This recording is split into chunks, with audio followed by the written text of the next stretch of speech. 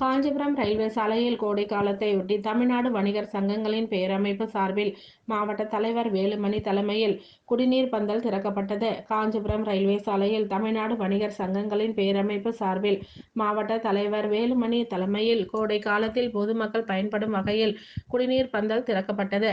இதில் துணைத் தலைவர் ஏசி குமார், ரயில்வே சாலை வியாபாரிகள் சங்க தலைவர் ராஜு, ஓரிகை தலைவர் கோட்டி, பொருளாளர் கனகராஜ், இணை செயலாளர் சாதிக் பாஷா, மூர்த்தி, ஆலோசகர்கள் குமார், ராஜவேல் உள்ளிட்ட பலர் கலந்து கொண்டனர்.